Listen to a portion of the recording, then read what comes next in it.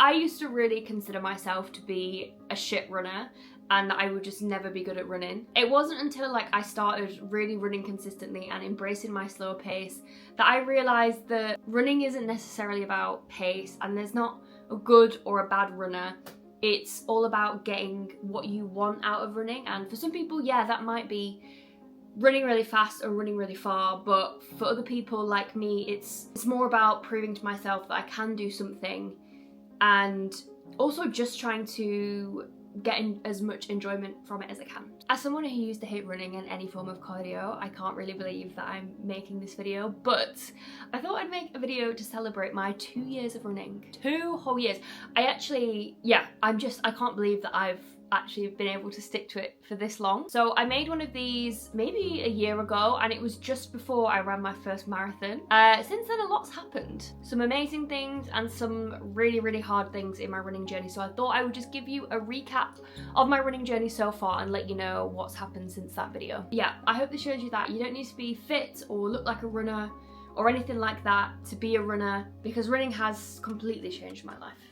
I do want to just do a really quick recap on how I actually got into running in the first place. I've ran on and off for a few years, and when I mean on and off, I mean like I would go out and try and run, find it really, really hard, and then not run again for like 6 months. Yeah, that's like my relationship with running. It was very hot and cold. Back in 2019, I signed up to the Manchester Half Marathon with 2 of my friends. I think we just had one too many glasses of wine, and we were like, let's run a half marathon. It will be really fun. And I was excited about it, I'm not gonna lie. Like, I have never tried to challenge myself in that way before, and for me that was like the point of that. It was to do something that seemed ridiculous and completely out of my comfort zone. This was back when I properly started running consistently, and back when I honestly thought that like to be a good runner, it was all about going out and running as fast as you could on every single run, which by the way is completely the wrong thing to do. So my training for that was super, super hard. I didn't have a training plan or anything like that. I didn't know anything about running. So I probably did everything that you shouldn't do when you're training for a half marathon. When my race came around, I hated it from start to finish. Like, I didn't eat or drink anything throughout the run, which now looking back and knowing what I know just seems crazy. It was just a mess. I think I finished it in like 2 hours and 35 minutes, which at the time I was really, really disappointed with. As I said, I was just in that mindset of like faster is better, and I just felt embarrassed, to be quite honest, by my time. Like, I dreaded somebody asking me, oh, how long did it take you, and talking about anything to do with pace or time. It's actually quite sad looking back on it, because like a half marathon was something that I never thought I would be able to do, and I was so caught up in worrying about what other people thought of my time and being embarrassed by that I didn't actually register that I just ran a fucking half marathon, which is crazy. It's so far. And yeah, I just remember coming away from that experience feeling actually really disheartened, and I actually threw my medal in the bin when I moved flats, because I was like, oh, I'm not going to need this again, like I don't run anymore. And now like I have definitely over 10 medals. I'm missing a Manchester half medal from 2019, which is kind of sad actually. So don't throw your medal away, even if you think you're never going to run again. I am actually quite a stubborn person, okay? So deep down, I knew that me and running weren't done, and that I would really love to prove to myself that I can do something and I could stick to running, because after that half, I just didn't really run for 2 or 3 years. I can't remember which, something like that. I just felt like I had this urge to go out and run, and I just started running, and then just really caught the bug that time. I honestly don't know what it was that time round that made it different. I think I just realised that I could try and do it my way and it not be miserable. I kind of started running, I was trying to find my feet with it a little bit, and then I had loads of screenshots of runs that I'd done over the years, and I was like, this is like, I'm so shit at running, this is so embarrassing, like why don't I just post this online? So I made like a carousel on TikTok and I posted it, and it just blew up. Like, it was crazy. They were basically just screenshots of my pace, a distance, and then some like stupid comment that I'd made. And I shared that. That blew up, and I think people just really related to it. And I think this was obviously a couple of years ago, and I think there has been like a positive side to fitness on social media for a while now, but maybe not so much in running, because it felt to me quite like elitist and like only the cool kids that have been fit for years run. That was like my idea of what running was anyway, and I know now that that's not true. I think people just really related to seeing those paces, seeing, you know, 7 minute, 8 minute per kilometre paces that like just weren't being shared, which was for me like a breath of fresh air, because I didn't feel alone anymore. I felt like everybody around me was running really fast and doing all these amazing things, and I don't know, it just made me feel really disheartened. So to see hundreds of thousands of other people feeling the same way just really validated my own journey and how running made me feel. And on social media, we usually just see really fit people doing really cool things, and actually one thing that I'd realised was that those people, as amazing as they are, right, and so inspirational, you can't knock these people, they're only a tiny proportion of people and of the runners out there, and they don't represent most, you know, like average and normal people. And that kind of gave me a bit of a kick up the arse to do something a little crazy. So I signed up for my first marathon, and it does sound crazy how I wasn't running any more than 3 or 4k at that time to then sign up for a marathon, and that might seem really extreme, but it was basically just shy of a year. I think I had maybe 10 months to train, which for me felt like a really good amount of time, and I was just really excited. And I think kind of building an audience around that time also gave me that kind of fire to do it, to prove to myself that I could do it, but now also like other people were involved, so it was to show other slower runners that they could also do it, and it didn't feel like such a crazy thing to do. Basically from that day, I started training for my first marathon. One thing I think that was really good about my mindset going into the marathon compared to when I went into my half marathon training a few years before was that I was really learning to run at my own pace and not chase speed, and just recognise that running a marathon is a ridiculous thing to do in a good way, and that my focus should be on enjoying the process, because I was training for a year, but my actual marathon training block that I used was 12 weeks, which is still a long time, and like to be putting your body through that amount of work when, I'm not gonna lie, before that, yes, I went to the gym maybe a couple times a week, did yoga quite often, but I didn't do any cardio. My body wasn't used to kind of hitting the floor in that way. And before that, I did sit down a lot. I wasn't as active as I am now, and when I was doing marathon training. So it was a big shock to the system mentally and physically. And for me personally, and the way that I function and the way that I like to live my life is, I'm not an all or nothing person. I need flexibility. I hate feeling like I am trapped in something.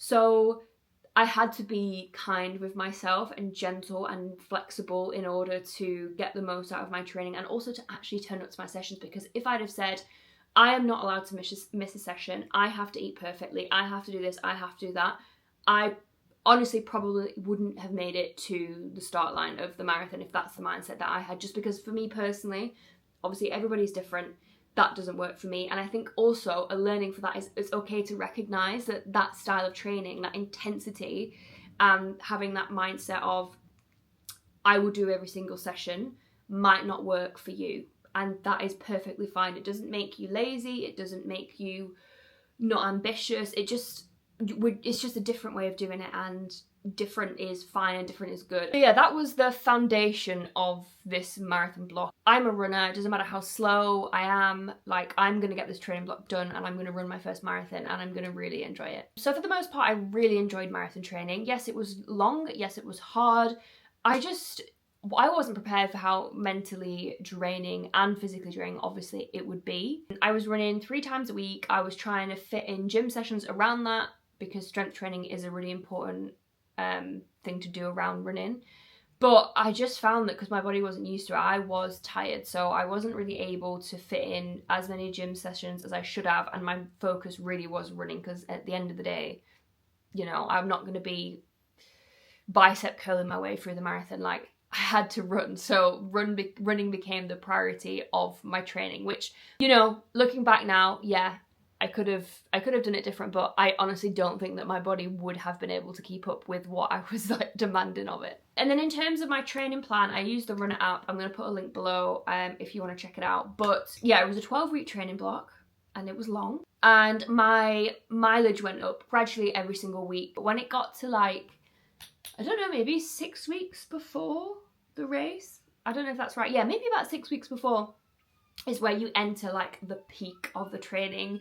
So that's like you're running your longest runs, your mileage is up here. So it got to a point where I was honestly running over a half marathon every single weekend for about 4 weeks, and I did have like a deload week in the middle, which is where you bring everything down to let your body recover, but it was just a lot. Like, it was a lot. And I think as well, as a slower runner, long training blocks, especially long distance ones, can be really tough, because when I was running some of those longer runs, like I was out for 3 to 4 hours for some of them, especially when we're getting, you know, above 26, 27k. I was out for half a day basically. And like that was my whole day, because I'd get up early, I'd eat, you know, I'd let that digest, I'd go out and I'd run for 4 and a bit hours, I'd come home, and then I would be honestly dead to the world. I'd be in the bath for 2 hours, I'd sit on the floor, stare at the wall for a bit, try and get some food down me as well, and then just rest and then do all again the week after. This is why one thing that really bugs me when people don't think that a slower runner tries harder just because our times are slower. It's like we're putting in just as much work, sometimes more hours than other people. This is why I think that when there's snobbery around like how long it takes you to finish a marathon, like if you train for that marathon, you've trained just as hard as everybody else. And that's one thing that I really want you guys to know. If a marathon or any type of run actually is something that you're really wanting to do, but you're really scared, that you think that you're embarrassed by your times, or you think that your running time or ability isn't valid because it's slow, you're still putting the work in, and everybody is different, and everybody's best is different. And that's the great thing about running. And when you start going to marathons and big races, you will see just like the vast amount of people that come to these races, because it's not all young, really fit men. You know, there's men and women, and also there's so many different ages. You'll be amazed at how many older people you see at these events.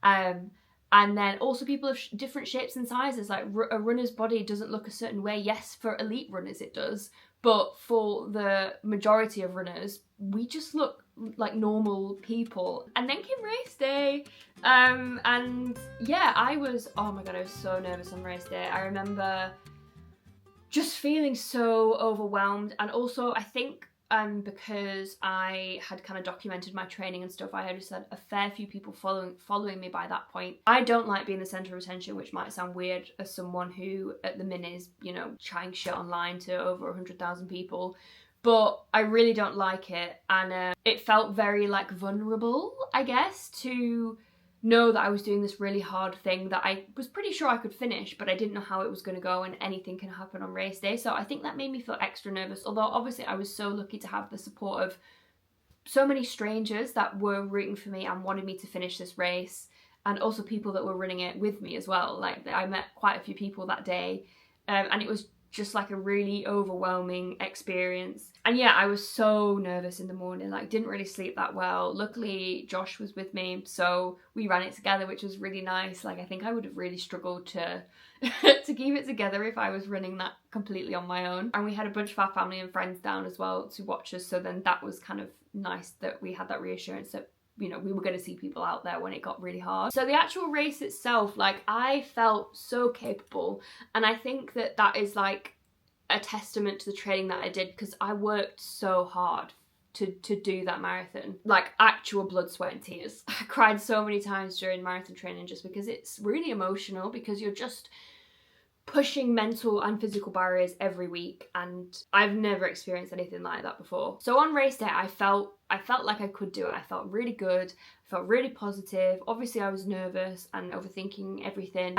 but I was ready to go. I don't think I could have had a better marathon experience, and I don't want to say that I found it easy, because it's definitely not an easy thing to do, but there was never a point when I thought, oh, I can't do this. And for me, as someone who is very critical, like very self-critical, and I do doubt myself quite a lot, it was really fucking refreshing to like go out there and know that I was gonna finish it and that I was gonna have the best time ever. I think the hardest part for me was like getting warmed up, like getting into it. So I think I really started to kind of sit into it about 12k in, and then when we were past the half marathon I was like, oh god, this is the best feeling ever. And then at 30k I was like on cloud 9, and it was just, yeah, from 30k onwards it was just so good. Like, yes, it hurt, yes, it was hard, yes, I was out of breath, but I was like enjoying every single second of it. And yeah, I feel like I just really practiced what I was going to be eating, how much I was going to drink, and it all just went really, really well, thank God. And I just had the best day. And I remember crossing the finish line and thinking, okay, I need to go further now. I need to do an ultramarathon, a 50k, which was 8 kilometers more than what I'd just done. And I remember thinking, yeah, I could do an extra 8k. And as incredible as that marathon experience was and the amount of confidence that it gave me, I wasn't quite ready for how hard and how, yeah, just so hard my ultramarathon was. Oh my god. I'm not going to spend too long talking about the actual ultramarathon training, just because it was kind of similar to my marathon training. If anything, I think I was a bit more relaxed about my ultra training, just because I knew I had, I gained the mental strength to try and push through those longer distances. I was really expecting my ultra to be like the marathon, but even better. And it really wasn't. Like, it really wasn't. I've got a full video where I vlogged the whole ultra, which I will link below if you want to watch that. And you can kind of really feel what I was going through on the day. I think looking back at it, what I remember of the day is I remember feeling kind of positive throughout it, but then now when I look back, I was like, I think I was putting on a bit of a brave face, because I see the day so differently, I think, to how I actually experienced it. And anyway, yeah, so basically I did a 50-kilometer ultramarathon. It was called Race to the Sea Bournemouth. You basically start off in this like stunning forest, and then you run all the way down and along the seafront, and you end by the sea.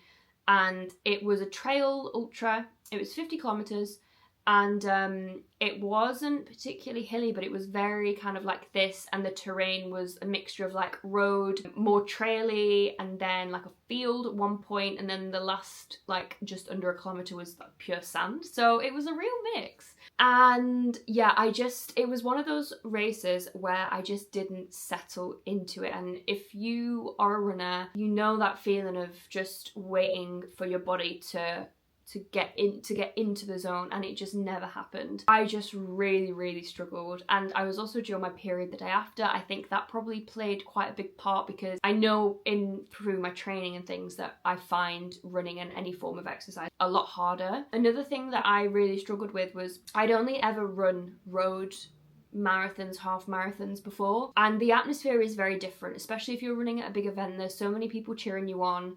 You're usually around a lot of runners on the course, whereas for the trail ultra that I did, there's basically no spectators there, and there's quite a bit of time where you are running alone. So that's just like another thing to add into the mindset of it all. Like, being around people and people cheering for you makes running a lot, again, I don't want to say easier, but like bearable, and just like a happier experience. So that was one thing that I really found different. Although the trail runners and the trail community, it was so lovely. Everybody, like, people say hello when they run past, which does not happen on like road running. So it had its pros and its cons, but it's just another thing where I was like, oh god, this is like so different to all the other races that I've done before. Yeah, I just really had to push myself through a lot of miserable miles, which was so devastating for me, because I really just want to enjoy every run that I do, or at least more often than not. Like, I look back on that and be like, oh god, that was really fun, like I liked that. And for me, I look back now and I don't feel like I enjoyed the race. I think in the moment I was so happy to be doing something I found really hard, and that kind of kept me going. But looking back now, I don't think I enjoyed it, and that's something that took me a long time to realise. Yeah, I was pushing through a lot. Josh, bless him, was following me around the whole course, giving me like crisp sandwiches, jam sandwiches, water, Lucozade. And that really kept me going as well, knowing that I would see him at a few different points. But yeah, it got to the point where we were on the seafront, and like, it was hot by this point, the sun was out, everybody was like having the best time ever, drinking pints and eating fish and chips, and I was fucking sipping on salted water and eating sweets that I was sick of eating. I just felt so sorry for myself. Again, I have a full video on this, so I don't want to explain every detail of it, so if you want to go and watch that, please go and watch it, because it's a great video, but it's, yeah, it was a struggle. And it took me just under 7.5 hours, and honestly, like, I can't explain to you the feeling when I crossed the line. Like, that made the whole day, yeah, crossing that line and feeling that feeling, knowing that I was able to do that, when that was the only time when I've truly considered quitting and like believing that I wasn't going to finish, and I wholeheartedly believed that I couldn't finish it. So to then get over the line, it's just the best feeling ever. It is. I think looking back, I was a bit in over my head with the ultra, going from not being that active to running a lot of half marathon races, a marathon, and then an ultra marathon in the same year. I didn't quite, like, I thought I could handle it, and I think actually I bit off more than I could chew, and I think that's okay to admit. I'm still really glad that I did it, and I wouldn't change anything, and I'm still amazed that me on that day was able to do that. And yeah, I feel great for actually doing that, but it was really hard. Just being on your feet for that amount of time just isn't a normal thing to do. I think the sad thing about that is it has actually kind of made me a bit scared of long distance now, which is why I don't know if I'm going to run another marathon this year.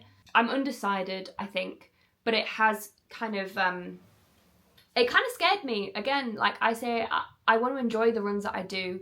For me, there's not really much point in spending, 12 weeks training and then hating it on the day, because I just think, well, what was the point of that? Like, I don't want to feel that way about something that I've dedicated so much time to, which is why now training for a marathon or anything above a marathon feels really scary, and it will feel scary. I will run another marathon, like, I know I will. I just don't know when I'm going to be ready to run another like crazy long distance yet, and I think that's okay to admit.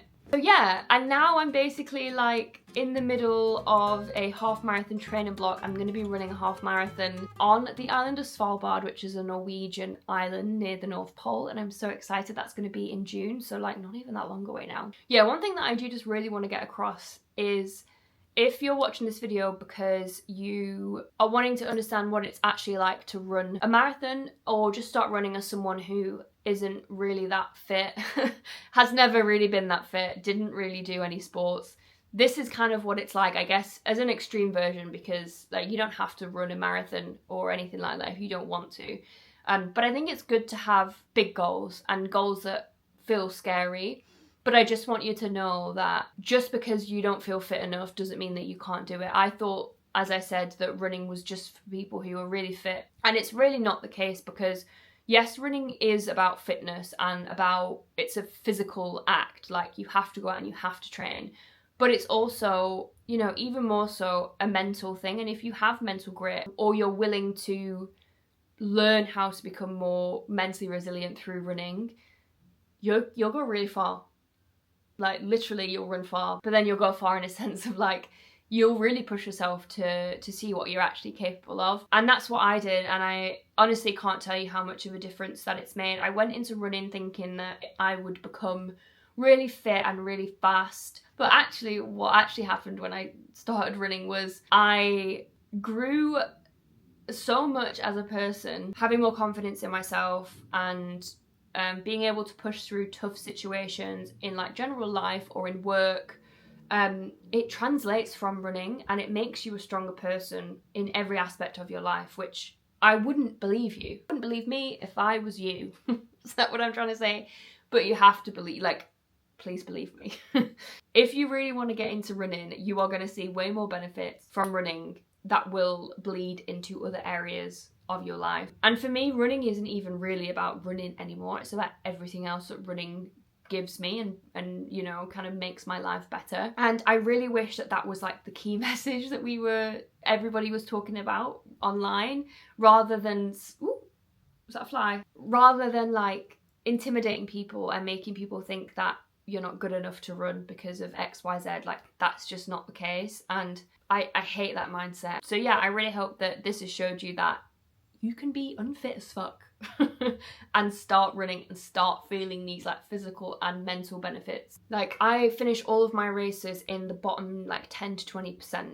And that used to really bother me, but it doesn't anymore, because like I don't run to run fast or, you know, to see my name a little bit higher on the leaderboard. I run for so many different reasons, and like, that's okay. I really hope that you enjoyed this video. I know that I've just been talking at you for God knows how long, but this is something that I feel like really passionate about sharing my journey, because I know that so many other people relate to it. And also I just want people to know that like you can run no matter, you know, where you are right now with your fitness. If you want to run, go outside and go on a fucking run, okay? You'll have a great time, and just be easy on yourself and don't expect too much at the start, and just try and enjoy it. Because for me, once I realised that I could actually enjoy my training and my running, I stuck to it, and now it's part of my lifestyle. Find what works for you and just do that, because that's how you're going to stick to it, and that's how you're going to reach the goals that, you know, that you want from running. God, my throat's sore, all that yapping. I really hope that you enjoyed this video. I'm gonna leave a link to my marathon video that I did and my ultra video, so you can see what it was like on the day. Yeah, if you're already running, or if, you know, I'd be really interested to know what your relationship is with running. Like, what are you doing right now? Have you got a good relationship with running? Are you trying to get back into it? Is it a bit hot and cold like mine was? Yeah, let's have a chat in the comments, and I'll see you in the next video.